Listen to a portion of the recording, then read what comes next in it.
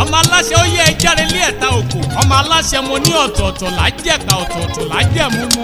Ọyẹ ẹja lọ ẹjáre lé ọmọ ọlọ́jọ́ bí ẹjáre lé ẹnìkan mi onínúure. Òní gan ni Abíọ́lá Àjàyí sọjọ́ bí ẹja kásọ kọrùn ẹja ròde onínúure. Àtà òsì òde ọyẹ ẹja lọ bá a ṣe fàájì. Olóòkú ọdún bàbá ajáde. Ilé ọmọkùnrin kọ́lọ́wọ́ bí odò Ọ̀ṣun sún okú ọdún abánimúlẹ̀ mọ́ dání. Abíọ́lá okú ọdún ọmọ Etaoko ọmọ òde kílé okú pitimu. Oníbínú bá há máa gbẹni mẹ́ta àyè tó há sí máa gbẹta òkú. Ẹni tó lẹ́ni mẹ́ta ọ̀tọ̀ tí gbádé ọ̀la wọ̀yẹ̀ o. Ebi ìyá tó bí méjì ní déjì rẹ̀ gbé. Tó bá gbé kan sápá sì gbé kan sẹ́yìn. Ṣé mẹ́ta òkú ní wẹ́ ní kúnra ká tó gbé wọn? Ọ̀rẹ́ mẹ́ta látòdì ọ̀run àjùmọ̀gbé ni wọ́n ká tó gbé wọn. Ṣé bí ọ̀rẹ́ Etaoko nìkan ló lè pẹ́ lẹ́tà lọ́wọ́ láì mú jàdá ní? Etaoko tó jowú ara wọn tó jowú síbí. Ṣé Etaoko náà ní síbí àwọn òjọra? Ọlọ́yàn méjèèjì tó ń bẹ láyàyà. Etaoko ní bọ́mú bá di méjì ó dàjọ́ mu. Bínú bá ṣe kékeré a máa gbẹni mẹ́ta. Ó láàyè tó yọ a sì máa gbẹ̀ta òkú. Àjàyí Abíọ́lá ṣe bọ́lá sùpọ̀ ló rán mi sí ẹ.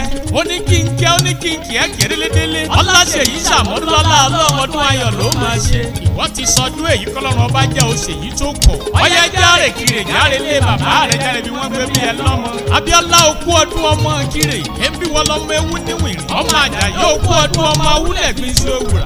Okú ọdún ọmọ awúlẹ̀ gbin sí gángan. Ewu kéré ọmọ alanja ti ń bẹ ní gbó ọya.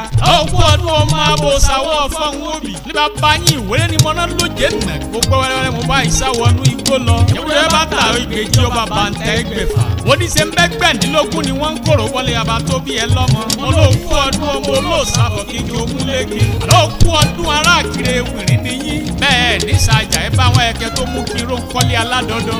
Àjáde ṣe bí wọ́n lọ máa lu kóńsó ti tẹ wúlò òun òjò. Tá a lu dòǹdó tá a lu sákàrà ti tẹ wúlò òun òjò lù. Kábà tí yín fi lé sọ́nfọ̀nà hàn ní ni. Mo ní tèwú òjẹ́ fàbújá lẹ́kìrì hàn mọ́ ẹnikẹ́ni. Olóòkú ọdún ọmọ oníkú àjòjì ó gbọ́dọ̀ wọ̀. Tó bá wọ gbòòrò yọ dẹni ẹrú bọ. Abíọ́lá okú ọdún ọmọ arídòdò gbáyì. Ṣé bí wọ́n lọ máa jòjì wẹ́rẹ́ ọ̀nà kiri. Ìyá ọmọ ìwé ọmọ awúlẹ̀ gbin sí òwúrà. Okú ọdún ọmọ awúlẹ̀ gbin sí gángan. Ìyá ọmọ oníṣu àwájẹ. Mo ní mo ṣàwádewé ìwúrin mọ kòkú lọ́nà èjì. Abíọ́lá okú ọdún ọmọ onílù gbẹ̀dú. Dodo kiri ajẹ́pọ̀nù láàjẹ́ dáfù tòlú.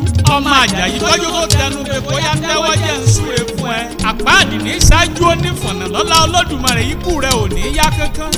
Jẹ́jẹ́ lọ́kọ́ gbó jẹ́jẹ́ làdágbó.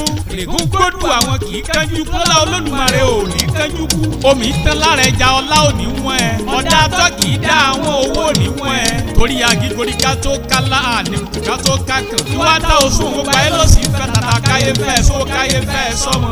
Ìwọ ti sọdún èyí kọ́lọ́run ọba jẹ́ kó ṣèyí tó pọ̀ bò. Ọlásùpọ̀ kí ló ní kí n fèyí kéré dé ọmọ aláṣẹ ló kọ tèmi. Àlàbá yín tí ò ní bèjì rè. Ó ní ẹ̀rí bára wa ṣe ẹja jọ sàmì.